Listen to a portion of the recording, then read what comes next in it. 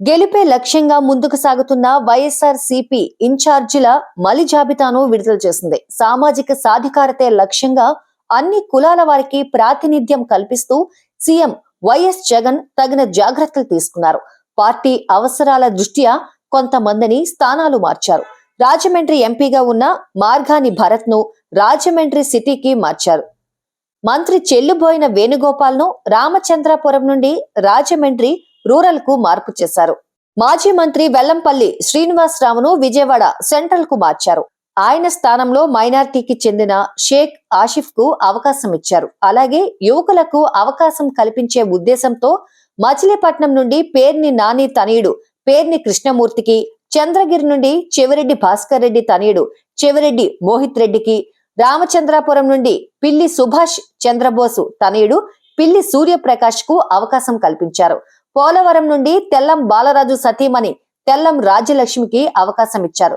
తూర్పు గోదావరి జిల్లాలో కాపు సామాజిక వర్గానికి ప్రాధాన్యం ఇస్తూ పిఠాపురం నుండి వంగ గీత, జగ్గంపేట నుండి తోట నరసింహం, ప్రత్తిపాడు నుండి వరుపుల సుబ్బారావులకు అవకాశం కల్పించారు. మైనార్టీలకు కూడా ప్రాధాన్యతనిస్తూ విజయవాడ వెస్ట్ నుండి షేక్ ఆసిఫ్, గుంటూరు ఈస్ట్ నుండి షేక్ నూరి ఫాతిమా, కదిర్ నుండి బిఎస్ మక్బుల్ అహ్మద్లకు అవకాశం కల్పించారు. ఎస్సీ ఎస్టీలకు కూడా తగిన ప్రాధాన్యం ఇచ్చారు. ఎస్పీ సామాజిక వర్గం నుండి పాయికరావుపేట నుండి కంబాల జోగులు, పి గన్నవరం నుండి విప్పర్తి వేణుగోపాల్, ఎర్రగొండపాలెం నుండి తాటిపర్తి చంద్రశేఖర్లకు అవకాశం కల్పించారు.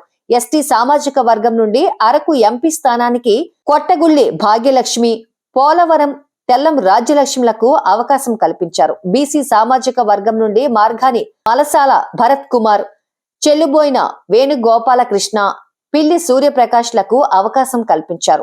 వైశ్య సామాజిక వర్గం నుండి వెల్లంపల్లి శ్రీనివాస్ కు అవకాశం ఇచ్చారు. తొలి జాబితాలో 11 మంది, రెండో జాబితాలో 27 మందిని నియోజకవర్గ ఇన్ఛార్జీలుగా నియమించారు. 2 జాబితాలు కలిపి మొత్తం 38 మందిని నియమించారు. అన్ని సామాజిక వర్గాలకు తగిన ప్రాధాన్యం ఇస్తూ మార్పులు చేశారు. గతంలో వైఎస్ జగన్ చెప్పినట్లుగా వివిధ కారణాల వలన స్థానం కోల్పోయిన వారిని పార్టీ సేవలకు నామినేటెడ్ పోస్టుల్లో నియమించి వారి సేవలను వినియోగించుకుంటామని వైఎస్ జగన్ చెప్పారు. సామాజిక వర్గాలకు న్యాయం జరిగేలా ఎస్సీ, ఎస్టీ, బీసీ, మైనారిటీలకు సమ ప్రాధాన్యమిస్తూ ఈ ఇన్ఛార్జీల ఎంపిక జరిగింది. సీఎం వైఎస్ జగన్ తాను తరచూ చెప్పే సామాజిక న్యాయాన్ని మరోసారి చేతల్లో చూపారని రాజకీయ విశ్లేషకులు జగన్ ను ప్రశంసించారు.